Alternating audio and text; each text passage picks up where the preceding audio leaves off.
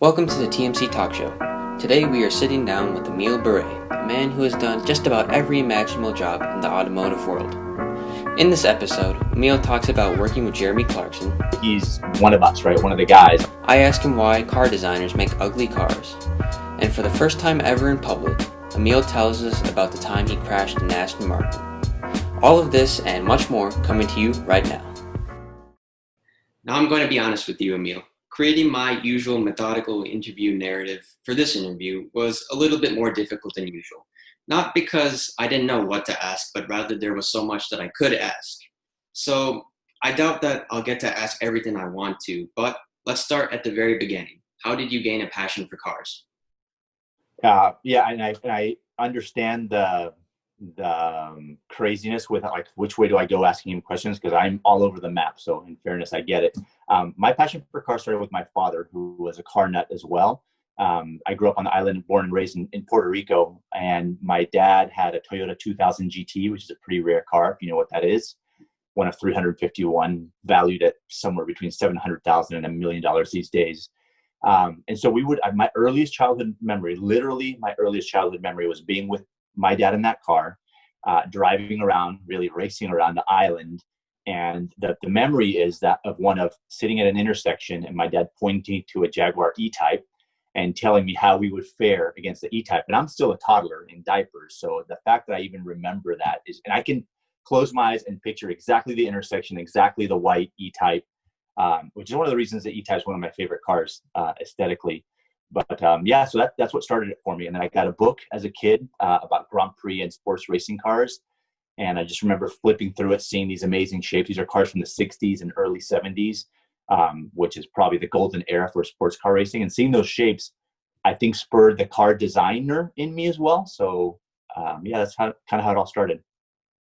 So racing also played a large role in how you became interested in cars as a kid. And it was kind of what fostered that interest. But what different forms of motorsport did you actually end up competing in professionally? Okay, another great question. Yes, it was. So the racing cars made me want to be a racing driver. And then as a little kid, the imaginations that kids have, I would draw cars and imagine I was racing, winning Grand Prix all over the world, right? And that's how I became good at drawing cars, which in turn led me to become a car designer. So the first opportunity I had to actually do something and race, we had a family friend named Rocky McCollum, a guy who's like a second dad to me, and a massively influential figure in my life. And Rocky had three-wheelers, ATCs. You're too young to remember what those were, but because they were outlawed in 86 or 87, I think it was. Anyhow, I remember all the kids would sort of congregate in his neighborhood because he had all kinds of toys and was a great guy, karate teacher, and had two kids of his own. And I remember being in his house hanging out and seeing these three-wheelers in the garage and being a little scared to ask about riding one because I'd never ridden on such a thing, but also being intrigued by, this motorized thing. And I remember a few times he'd ask me, hey, you want to ride it in the backyard? And he had a big backyard that led to a lake and some swampy area. So throwing a kid on a three-wheeler was relatively safe back then. This is early 80s. And I was always hesitant because I was scared and said no. One day he didn't even ask me. He goes, hey, jump on that thing and ride it. And that's kind of what started it for me. So I relatively quickly, in about a year's time, I started racing them, borrowing his motorcycle. And then eventually when I was old enough to work, I worked part-time, lied about my age, and had part-time employment. I was able to save up money over the course of a summer and a Christmas season, which is when I could work. And I bought my first three-wheeler, Honda ATC 250R, and that's the one I started racing and turned pro shortly after that, and did that until basically my parents kind of sat me down. They weren't really helping me much other than support and a little bit of cash here and there for gas money, but they sat me down and said, hey, look, you need to study something. You need to go off to university in case this racing thing didn't work out, which you may be able to relate to. When you have sort of a plan in your head, you don't want your parents telling you this is a better plan or you need to have an option B, right? For me, it's like plan A and there is no B. So I was thinking to myself, hey, I'm going to be a racing driver. I don't know what y'all are talking about. Somehow I'm going to transition from three-wheelers to cars and I'm going to be a famous Formula One star. Actually, I wanted to go prototype racing. Group C racing was like my thing, but it's easy to say Formula One. And so it wasn't until that point that I stopped and I started studying engineering, as I told you, aerospace engineering, thinking that that would somehow lead me to racing cars. I nearly flunked out of the University of Florida my first, couple semesters in college because I couldn't quite make the connection between what I was studying and what I wanted to do. Maybe a bit naive of me, but you're sitting in physics class, and physics is a bad example because physics definitely applies to everything I do now. But I don't know, some class that you can't relate to racing. And so I had a difficult time initially in school. And it wasn't until I found out about Art Center College of Design and car design as a profession that I really got focused on studying and getting into it and doing the best I could. Yeah. And we're definitely going to take the time to go in more depth in like studying at art school and those type of things. But one thing that I found very interesting was your time as a stunt driver. So how did you make that jump from being a racing driver to being a stunt driver or driving in front of the camera? Yeah, that's another good one because it's a difficult transition, and I get that one a lot. But I just realized that I forgot to answer your actual first question. The other forms of racing I did when I finally got into car racing, it was through the Jim Russell Racing Driver School, to say its official name. It's the first time I went to a driving school where it was in cars, just to find out if I had ability or not. Because growing up in Central Florida at this time, I had a 5-liter Mustang, and all my friends had 5-liter Mustangs or Camaros or what have you. And there was only a couple twisty sections of road in Central Florida at the time. And we had one road called Dyke Road, which I'm not encouraging anybody to do this sort of thing. But at the time, this is again, mid 80s, we would have one of us would be on either end of the road, sort of like, watching, and we would blitz through this series of corners. It was probably half a mile long, so not even very long. And I owned it. Nobody could touch me through there. I had, in fact, a couple of friends had accidents behind me. We would do almost like what they do in professional drifting now, where like you do one run in the lead and then you swap and you do one run chasing. So I knew I was handy in my neighborhood, but that meant nothing. I didn't know if I was any good. So I went to racing school. The instructors there said, "Hey, you do have some talent." I set a lap record for the school and in school cars at the time. And so the instructors invited me to come back and do their graduate runoff program, which is where they invite the top students to this big scholarship runoff thing. It was a week long. I came back and did that. Borrowed money to do it, a whole nother story how I managed to do it because I couldn't really afford to do it. And I won that. And so I got a year's free racing in the Russell series. And that's kind of, I kept going through scholarship programs. Bob Bondurant did one called Bondurant Pro Search that I went through and had some success in. And that's kind of what helped me continue on. But I found a gentleman who was my first sponsor, a guy named John Gooding, who ran a supermarket chain in the Southeast. And he got behind me. And so those opportunities led me to production-based racing, a series called IMSA Firestone Firehawk, which has now turned into what Continental Tire is. Actually, it's called something else nowadays. It was Continental Tire. I can't keep up, but it's basically production-based racing cars. Although nowadays they're way more advanced than they were back in my day. And that's what I ran until I ran out of sponsorship money or talent, depending on whom you ask, and the career ended. Now, how I translated that into stunt driving, there are a couple steps between it. So the stunt driving thing typically comes from guys who have a racing background. In my case, I had the racing background, but I was working in an industry that they call loosely the ride and drive industry, which is when car manufacturers are launching a car, for example, say the new Ford Mustang. That's just a random example. Ford will hire a bunch of ex-racing designers or ex-racing drivers, usually through a company that has a Rolodex full of guys like us. And you'll go on a national tour. Sometimes it's parking lots. Sometimes it's a racetrack tour, depending on the car and how serious the manufacturer is about demonstrating the car. And we'll go to maybe 5 or 6 or 10 major cities in the U.S. and all the dealers, in this case, in my example, the Ford dealers from the area would come out to a certain day, and we train them on the car. So there's classroom sessions, there's competitive comparisons when they're matching. In this case, it would be Mustang against Camaro, let's say. And then at the end of the day, and the professional drivers are involved in those dynamic exercises. And at the end of the day, typically, we do what's called hot laps, where we put all the participants in the car with us. We turn off all the systems and we slide the car around and show them what the car is really capable in the hands of a professional. So I got into that industry in a roundabout way, running into somebody that I used to race with, and he told me what he was doing. He invited me to join him for one, and he put in my name to one of the companies. That's how I got into it. And so the stunt driving came from a friend I met there who had ended up being involved with Top Gear when they came to the U.S. So the guys from Top Gear, now the Grand Tour, when they travel around the world, sometimes they'll bring their stunt team from the UK. One guy in particular named Nicky Faulkner, who's amazing. Sometimes they'll just go to that country and hire pro drivers from that country. And that's how I got involved with them, through a friend who said, hey, you get along with people, you're a good people person, so you can, I guess, communicate with these stars without offending them or whatever. And oh, by the way, you can also drive. And I got the opportunity. I got along with the director really well. Probably really a key moment was the fact that I got along with Clarkson, because can be a bit of a pain in the ass. Awesome guy. On a good day, he's one of us, right? One of the guys. On a bad day, though, he's a bit of a diva. And I just right away, just being a people person and trying to always think about how can I bring more? I remember hearing that he used to get really annoyed when stunt drivers would get out of the car and he'd get back in and they'd moved his seating position. And he sits like an orangutan. His seating position is completely screwed up. I tried talking to him about correcting it. He doesn't care, doesn't want to hear it. So I made it a point to remember exactly how he positioned the seat. And if the car has memory seats, it's a no-brainer, right? You just set his seat position in the memory. But when it doesn't, it takes a little bit of creativity to figure out exactly how to return the seat to his position. So little details like that, I think, endeared me to them. And the director, in fact, after I'd worked with those guys for about a year, pulled me aside one day and he goes, I just want you to know the reason we continue using you is that Jeremy likes you because of these little details and these little things that you do. So probably not a great answer how I transitioned, but generally speaking, stunt drivers usually come from the racing industry, and they are just like driving instructors, for lack of a better description or more succinct description, we're failed racing drivers. I mean, when the racing career ends, your fallback is to become a racing instructor or a driving instructor. And if you're lucky and you find yourself at what is it that my friend used to say, you find yourself at the intersection of hard work, good luck, and talent, you end up with opportunities to do stuff like I do for the Grand Tour.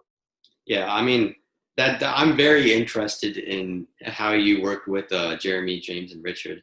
What were the different ways that you contributed directly to like those various episodes? Because they've come to America, quite a few times, but are you just kind of driving the backup car? Are there specific track or action scenes that you get into the car and that's what you're doing, or what is that more specifically?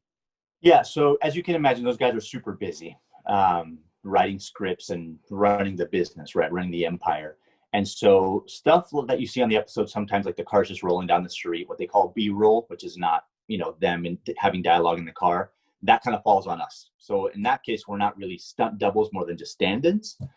But sometimes when it's a tricky spot, like a car needs to drift past camera and get close to the camera, while those guys can drive, they can't drive at the level that the pros can. And so we'll get the nod to do that. So I don't want to put it out there and get myself in trouble saying, oh, those guys can't drive. They're car guys. They can drive. They can do a lot of what we do, maybe not with the same precision and not the same efficiency from a time perspective. And so that's what we're there for, to not take up too much of their time doing the footage that doesn't need to show them in the car, and then to do the precision driving that takes a little bit more skill. And then also, sometimes in the challenges, a pro driver has to throw down a fast lap. And in the Grand Tour, they didn't continue the Stig because that was a property of the BBC. So we're there for that kind of thing as well. And then sometimes it's when they're in the cars, we get to drive the camera cars, because it's a sort of a bit of an unknown, or people just don't think of the detail that driving the camera car is just as important oftentimes as is driving the hero car, they call it, because you're also responsible for the spacing between the two. If once the director tells you the shot he wants, you know how to position the car. Oftentimes we're driving in the opposite lane, blind curves, and yes, we have the roads closed off with local law enforcement, but it can be tricky to drive the camera car as well. And then you want to be super smooth. If you're on the brakes hard or on the gas hard or turning the wheel, abruptly, that can disrupt the camera crew. And oftentimes it's funny. You look at the footage, right? You look at an episode of Top Gear, the Grand Tour, and it's so beautifully shot that you imagine that it's always a helicopter shot or this amazing rig on the back of the car. And oftentimes it's a really brave and super talented camera guy hanging off the back of a Land Rover Discovery. And so it's pretty critical that you are cognizant of that as the driver. So when the presenters are in the cars, we're always driving, not always, but we're usually driving the camera cars. So that's sort of how they use us. Yeah. And yeah, I definitely, while I'm watching especially the Grand Tour and those more recent episodes, I always think that, the production, the camera work is always really, really good. They present the cars in the best light possible. But now that we've addressed some of your activities as a professional driver, I want to move towards some of your endeavors in automotive art and design. While you're still pursuing racing, as you said, you additionally decided to attend the Art Center College of Design in Pasadena, California.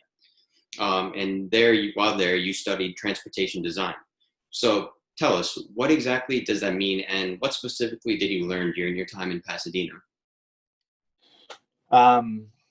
What does that mean? So that means that I pursued a degree. So the obvious answer, I pursued a degree in car design so I could become a car designer. Art Center is kind of a unique school. And just a quick sort of pet peeve, people call it the Art Center. It's just Art Center. It's just Art Center. Whatever that's worth. Yeah. Every time I read it, like, this person went to the Art Center. I'm like, no, they didn't go to well, I guess it does. I was about to say they didn't go to the University of Texas, but in that case, it does apply. But anyhow, so Art Center is a unique place because, firstly, the average entering age, at least when I went there, starting in 1990, was 23 years of age. And so most people have already done their AA, associate's degree, and they've got all the basic stuff that they have to do. And the reason for that is that it's such an intensive program from a time commitment perspective and a pressure on the student perspective that if you were doing your basic, maths and sciences and stuff, the workload would be too high. So that was unique in that. And I entered into a university setting where people were already in their early to mid 20s, in some cases even later, the late 20s or early 30s. Most people already had most of their degree stuff out of the way. The other thing that was interesting about Art Center is that I had some classmates who had transferred from other really highly accredited design schools, one being Franz von Holzhausen, chief designer at Tesla, who had been going to Syracuse University, and Art Center accepted none of his designer art credits from the school, which is a little bit snooty of them, but the formula, or how they control the formula and produce what I think are the best car designers in the world, certainly back then, when roughly 70% of the guys in the industry, guys and gals, came from that school, is by controlling the ingredients, right? The schools and the classes that you would take. So it's a unique school in that perspective. It's also relatively small. When I was there, total student numbers were 1,200, and that's for all majors. So, all the art majors, photography, graphic design, fine art, all that stuff. Yes, the school was originally created for car design, and that's what it's known best for. But they've also produced incredible talents in the film industry, photography industry, graphics, every other art major, right? So those programs are also significant there at the school. So it was a rude eye-opening experience for me, an aggressive eye-opening experience for me, rude awakening, whatever the saying is, in that the workload was ridiculous. So firstly, I moved away from home. That was weird for me. I was a mama's boy. So being away from and one of 8 kids, so being away from my family was a little bit of an eye-opener, being across the country, also in California when most of them were in Puerto Rico. And then just this workload where they gave you, by design, I would later find out, they give you more work than you can do to see how you handle it. The idea being that the car design industry can be a really demanding place from a time perspective as well, because of the deadlines, right? So if you have a concept car that the studio is designing and creating, the Detroit show isn't going to move depending on when you finish, right? Or the Paris Auto Show. And so as those shows, or whatever, the debut of the car gets closer, it's not unrealistic to spend 80 to 100 hours in the studio, as crazy as that sounds. And in fact, the modelers in the industry, which is a whole other profession, they're the guys that create the 3D models and then eventually the one-off prototypes. Those guys can double or triple their salary just on overtime because it gets so crazy. And so the idea at Art Center was, let's overload these guys and gals and prepare them for what the industry is, so that when they're in the industry, it's not a shock at all. And it wasn't. It's so funny. The pace in the industry was like coming off the throttle once I started working. And my hours were still ridiculous because I was a young guy and I wanted to, make my presence felt at the studio I went to at Mitsubishi right out of school. But compared to school, it was nothing. It was a piece of cake. In addition to your art, and you've made quite a few art, art portfolios, projects, and I've gone through your website and they all look amazing. But in addition to all of that, you've also had quite a few design projects of your own. For example, you designed the SB.Z06 project, which was a rebody of the Corvette C7. So my question is the process for designing a machine versus creating some type of art, is that different, or is it kind of the same approach? Massively different. Another great question. You're full of those. I've noticed that from watching a couple of your interviews. Yeah, good one, because to put it simply, as a designer, you are creating something for someone else, right? And so if you're designing a minivan, you have to take into account how that product is going to be used, family and whatnot.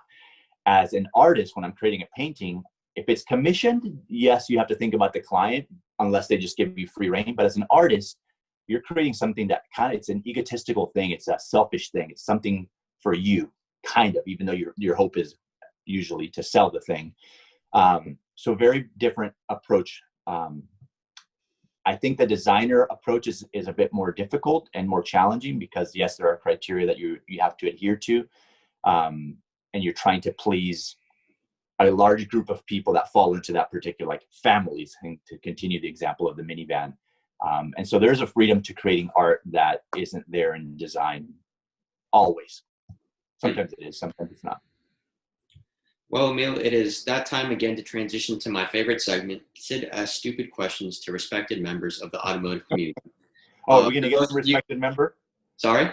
Are we going to get a respected member to come in now? Because see, you're already getting into the spirit of it, because, this segment is all about just asking whatever questions I might think have a funny or interesting answer. So, yeah, let's get started. Well, my first question, actually, you already covered that, so good. But the second one, when we watched the Grand Tour, we considered James to be the pedantic one, Richard to be the slightly insane one, and Jeremy to be the factious and arrogant oaf. Again, since you spent a lot of time with them, are their characters in person the same as what we see on screen? Another great question. Yes and no.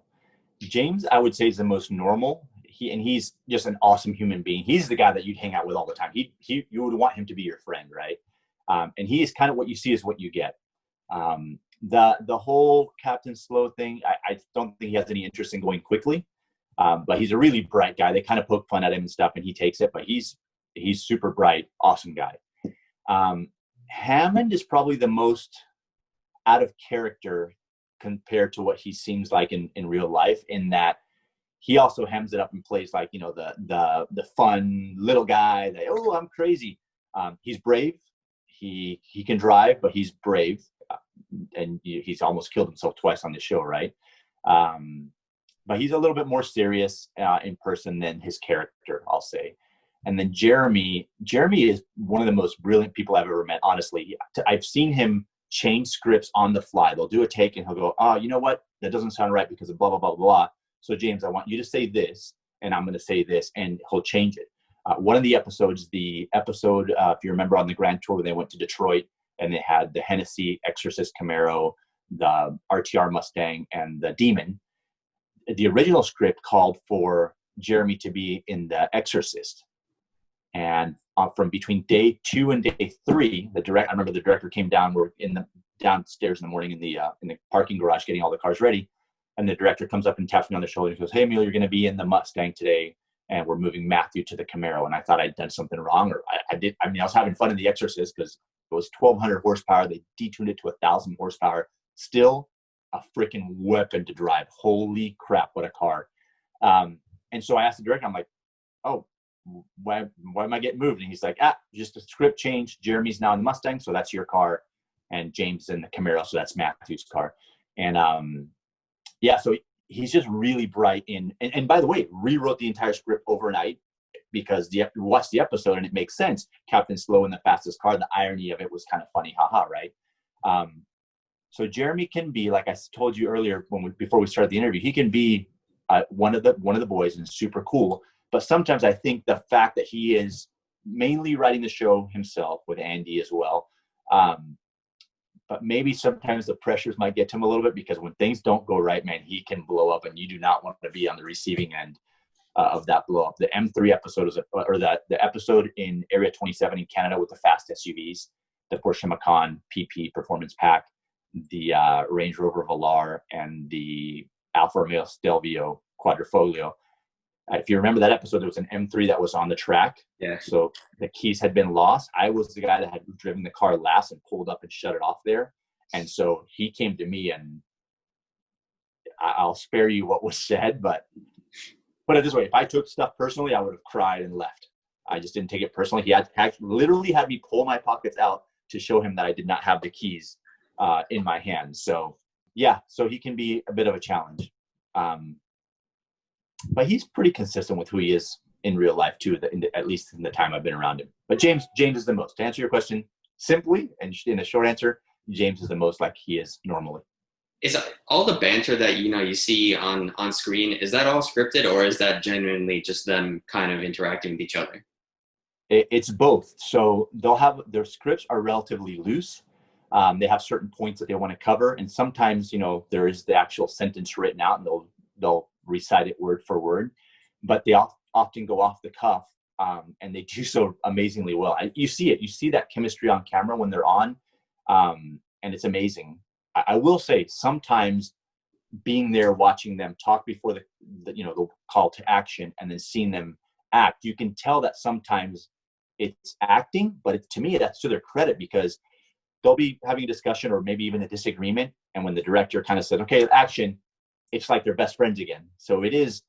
I think that one of the most underrated things about those guys is what the type of actors they are. They're great actors. So sometimes it's scripted, sometimes it's off the cuff, but they're always, that chemistry of great friends that's part and parcel to what the show is always comes through. So they're really good at acting as well.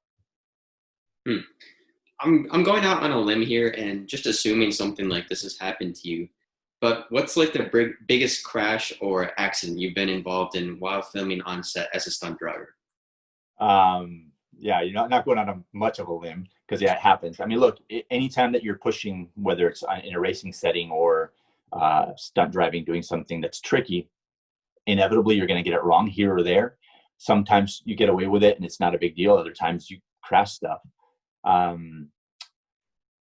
Thankfully, in stunt driving, knock on wood, I haven't had any big issues like that. Yes, sometimes you'll screw it up, and if you can't get what the director wants, sometimes you hear the frustration from the director, and that's not good because you're being paid to do the job, right? But I've been super lucky there. I have, as an instructor, had some big ones, where you hurt a car. The one I can think of that, and I haven't told this story publicly yet, I do tell it in that. So I work a lot for various car companies: Ferrari, Aston Martin, BMW, Audi, Tesla. And I do a training course for Aston Martin. Any new employee has to be trained on what the company means, and then I have to certify them to drive one of Aston's cars. And I'm a glorified DMV person. We put them in a car and we go for about a 40-minute to an hour drive, where I'm taking notes on some of their behaviors behind the wheel. The point being, when you drive an Aston for the company, you have to remember that the first impression when somebody sees the car after they go, "Wow, what a beautiful car," is, and look how beautifully it's being driven, right? So to drive in a manner consistent with what the company represents. Anyhow, so I tell this story in that course because it's important. It's the very last thing I tell them. And I tell them for this reason. And the reason is that as human beings, we sort of, over the centuries, have forgotten to trust or lost the ability to trust our instincts. And you should always trust your instincts. So here's the story. We're doing a program for Aston Martin called Aston Martin on Ice in Crested Butte, Colorado, winter driving program. We build a racetrack in ice and snow program, really expensive program, not only to put on, but for participants that come out. It was something like, I'm talking a little bit out of school here, but I think it was something like $10,000 a day these people paid to come out, and they're driving Astons in the snow and ice. At the end of those days, we do the hot lap, like I told you about, where we put them in the car with us driving. We turn all the systems off, which they don't get to do. They get to do on a skid pad that we have, but not on the track itself, because you don't want to back a $300,000 Aston into a snowbank. That can be expensive. And we give them hot laps, and they're always fun. So on this particular occasion, it was the end of a week and a half of doing this for Aston. And as the days progress, the track gets worse and worse, in that we're taking more and more snow off the track, and underneath the snow is ice. And when you get a big snowstorm the night before a program day, it's awesome because you have fresh powder, right? Fresh traction. Snow is traction. For those of you that don't live like you do in Illinois and you don't deal with that white stuff, if you're ever on the road, don't avoid the snow. The snow is traction. When you see shiny road, that's less traction. So anyhow, by the end of the program, the track is destroyed. Essentially, it's an ice track more than an ice and snow track. and we were doing some filming. So the program's over. Participants have left. All the Aston corporate folks have left. All that's left are the logistics crew tearing down the hut, what they call it, a yurt. I had to learn that term. I never knew what a yurt was. And tearing down the place. And then the pro drivers were starting to shuttle cars back to the hotel where we had a tractor trailer waiting to put them in, and back to headquarters in California. And the film crew last minute said, hey guys, we'd like to get some footage. Do you mind taking a Vantage V12, the Vantage Roadster, and a Vanquish out on track, and we'll do some formation driving. They were in an SUV with all-wheel drive and studded tires, so they have no issues with traction. We are in these cars with a winter tire, but no studs. And we go out, and already I was like, this doesn't feel great. I went to my friend Paul, who was the lead on the program, said, should we do this? He's like, yeah, just go give them some laps. So as I'm having the conversation with Paul, the other two guys have gone, and they've jumped in the Vanquish and the Vantage Roadster. And so when I walk up, I have the V12 Vantage, which is the car that I had been in most of the week giving hot laps, and I love it, but probably the trickiest car because of the V12 and the shortest wheelbase. Whatever, it's neither here nor there. We go out and we start doing laps behind the camera car, driven by another of the instructors. And on lap one, I think it was me, one of us spun. And so the formation breaks up, and you don't hit anybody, it's fine. We get a few clean laps in, which should have been about it. The track is continuing to get worse, and one of the other guys spins, and then the next lap I spin. And so we'd all been spinning, me probably more than the other two, but it was just treacherous, the conditions. And this is the part about the lesson and why I recite the story during the class. Instinctively, I knew we should stop. I should have picked up the radio, called my buddy Steph in the camera car, and said, hey, Steph, just tell the guys we're done. I mean, we've captured footage over the week and a half. They're just getting some extra, like why we did probably 10 or 12 laps is beyond me. And it's really because one of us didn't speak up. And in that particular case, it fell on me to speak up, and I didn't do it. I didn't trust my instincts and say, this is scary, let's stop. Long story less long, on one particular lap, I'm lead car, so there's 3 of us in a row, tight formation, and we're probably only going 30 miles an hour, but on ice. And so we're completely sideways. I run out of steering lock. Shortly thereafter, I run out of talent, and my car spins. My biggest concern was Matthew, my friend behind me, because he's obviously closest to me. As soon as I see Matthew is able to come out of his slide and correct and go around me, I was super relieved. But then I look at my next friend, who's a guy named Ramana, who's one of my favorite humans on the planet. I love him to death. But in this particular day, I wanted to choke him, because I look at him and we lock eyes, which as a racing driver, rule number 1 is look where you want to go, right? If you're sliding towards something that you don't want to hit, do not look at it. Looking at it is a great way to end up at it, right? And so he's looking at me and staying on the throttle because I see the rooster tail being kicked up from behind his car. And his thought was, I think I can clear you. And he didn't. And so I'm sitting there parked. I mean, if I play back in my mind, did I have time to press the button for reverse and back up? Maybe. I could have also just spun the wheels because I'm on ice. But he's basically slid the rear quarter panel of his car into the front of my car. And these are not cheap cars. I think the damage, and I'll get the numbers wrong, but the damage on my car was something like 75 grand. The damage on his was like 40 some grand. And here's the worst part of it. We're done. The program's done, right? Aston folks have gone. They feel they dodged a bullet. We got away a week and a half, didn't hurt a car. And now I'm, has to make the call to say, hey, by the way, we just crashed 2 of your cars. And that was a tough call to make. So anyway, that's one of the last times, I think, that I had an incident doing at work. And it was a bad one. Now, for this last question, it's one that I've had for a very long time, but I never had the right person to ask it to until now, that is. Why do designers or people who've actually gone to art school still create ugly cars? I mean, take the Pontiac Aztec or the Chrysler PT Cruiser. I find it hard to believe that there was someone who actually went to art college and consciously designed something that looks like a PT Cruiser. Another fair question, but I'll say, so the PT Cruiser was designed by a guy named Brian Nesbitt, an Art Center graduate, and the Aztec was designed by Jerry Palmer, another Art Center guy, who also designed the C4 Corvette, which was heralded as a great looking Corvette design in its day.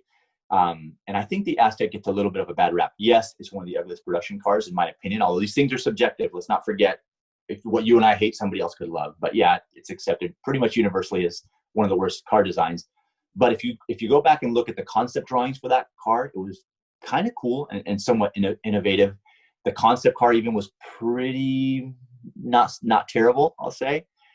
But the end result is just GM being GM. Why they continue to trip over themselves. It's a hard spin car that had to put on this platform. The product planning people get involved and force you to do so many things and package them into the car. And the end result was not awesome, right? PT Cruiser, a little different. I think that car gets a bad rap because at the time, you know, it was accepted as a great design. Throwback, very retro, but I think the fact that the powertrain sucked is what made that car, you know, it turned its legacy as it's a shitty car, but it was more to do with its mechanical bits, I think, than the design bits. And let's not forget that car also influenced GM to do their version of it. What they call that thing, the Chevy HR, no, whatever their PT Cruiser version was. So yeah, I think that one's a bad rap. The bigger question is, how do some of these ugly cars come out? You know, there was a couple Honda Accords ago. Honda was on a terrible run doing really ugly cars. And I have friends who work at Honda Design. And I remember asking them, like, even as a car designer, just not understanding how these cars get out. And it comes down to design leadership. Oftentimes people end up in a role as leaders of design without a design background. And they force people's hands. Oftentimes it's designed by committee, where a car isn't one designer's vision translated by a team of people, but it's a bunch of people's visions. And you can kind of see that, especially with the Accord I'm thinking of, which I think it's like three Honda Accords ago. So it's tough. But listen, I don't have an answer, and I still ask that same car. I'll see something on the road, and I'm like, what the hell? The new Corvette, the mid-engine Corvette. Amazing car in many ways, and I haven't had a chance to drive one yet. I'm looking forward to it. But stylistically, such a massive missed opportunity, in my opinion, because the thing about mid-engine cars, inherently, they're beautifully proportioned because of the packaging, because where the engine is and all that stuff. And when that thing came out, keep in mind, it's got 19-inch front wheels, 20-inch rears, and they look small. How do you pull that off? And the car's out of proportion. It's a mid-engine car. It should be beautiful at least from a proportion perspective.